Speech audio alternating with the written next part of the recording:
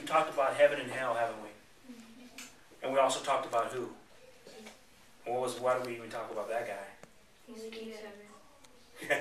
Exactly, huh? You gotta talk about Jesus, don't you? How are you gonna talk about heaven without talking about Jesus? You know why? Because hell is what? Hell's a reality to people that don't know who. That don't know who? Jesus. Exactly. Did you know that?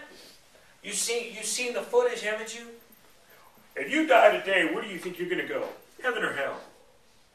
Well, I think I'll go to heaven because one time I saved a cat from a tree. Don't work that way. And hell ain't nothing what you think it's been, is it? Oh, I'm in hell right now. Right now, you don't know. I'm in hell. I don't have the lights on sometimes. It's cold. I don't eat sometimes. That ain't hell. You want to know what hell is? You guys heard a little bit about what hell was, didn't you? It is a tormenting place. Imagine the worst pain you've ever been in, and then multiply it by 1 billion. And you still wouldn't even understand what hell was. But we ain't going to get lost up in hell, are we? Because Jesus wants us to realize that heaven is attainable. All we have to do is accept him in our lives, in our hearts, and understand him. And you see, that's the thing that people couldn't understand him. People couldn't understand him, could they? We got some visitors. Everybody get behind me. What are you guys all doing in front of me? Get some people behind me. Everybody bunch up. Everybody bunch up.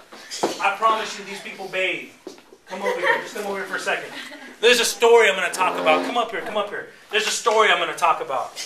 There's a story. Listen. No laughing. No laughing. There's a story in the Bible, and God talks about, it's a parable. It's actually not a parable. It's a story. That Jesus was walking down a street with people. Listen to this. Okay? And while he was walking down the street, it was crowded like this. Imagine somebody somebody you want to meet, a sports person, whoever. Imagine somebody you're like, no, everybody would be all close to him. Could you imagine being Jesus too and people wanting to touch him? Why? Because he was Jesus. So imagine we're all walking down the hill. Everybody press up on me. We're going.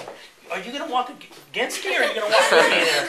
Everybody, we're walking, right? We're rocking, right? Everybody's walking and you can see everybody's kind of banging because we're just walking. It's just crowded, right? And all of a sudden Jesus strips out and he goes, who touched me? It says it in the Bible.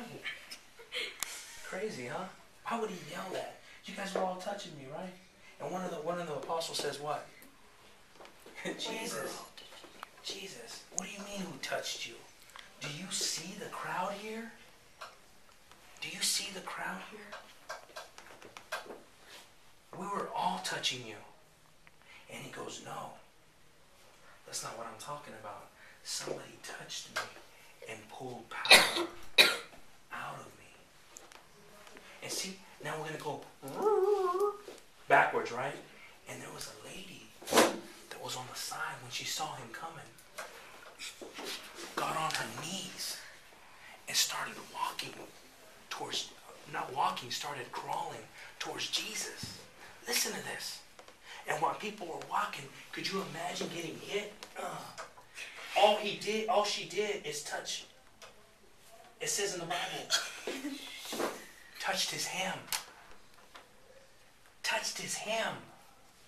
You didn't even touch him. Touched his hem. And she pulled power out of him. This lady was dying. She had a blood disease. And she's crawling, reaching out to touch him. And though people were touching him at that time, they weren't pulling anything out, were they? But the lady that went beyond pulled out something. Pulled out what? It says she pulled out power from me. Listen to that. You see, that's what God wants from us. God wants us to pull something out of him. He wants us to pull power out of him. Y'all can sit down. You can't let what God tells us in these stories and things that we read about, we talk about, we cannot let them just pass like nothing. This lady got healed instantly. from a disease that was taking her to her grave. You see, what the problem is with today is that something happens, we're a phone call away from a solution, aren't we? ER, lawyer, police, doctor. Just quick, right? Just give me my phone. Beep, beep, beep, beep. That's what we think. And we forgot the ultimate. See, what happens a lot of the times is that instantly something happens at school. You don't think about him, and we react, don't we? And I gotta go talk to a teacher about it. Oh, I need to handle this. Instead of simple, saying, God, give me wisdom on whatever's going to happen right now. If it's something bad. We forget these things, don't we? Why? Because we've lost what? Connection. Yeah. Ain't no more can you hear me now, is there? Because we lost that signal, didn't we? Some of us don't even know how simple it is. You're looking at your phone, you're like, wow, this is cool. It's just God's phone and all that stuff. That's got to be pretty cool. Too bad I don't know how to use it. We're like kids that are like, that's the way my son is with this phone. Like, give me that phone, boy. You can't be doing that. That's the way we communicate with God. We don't know the simplicity. All we got to do is dial. And all we got to say is that you? Is that you? Is that you that this guy was talking about? Well, if it's you, and this stuff he was saying is crazy. This is how personal it is. That's how personal it is. Do you understand what a personal relationship is? It doesn't mean that I need you to stand up right now and say, well, everybody, I just wanted to say that right now I was just touched by God, and I want to tell. Come on, I don't need that kind of stuff. I need you to be real. I need you. If you want this, then you find it out how to get it. I'm here to help you. I'm here. You want my number? I'm here. You go places, you need it, I'll talk to you.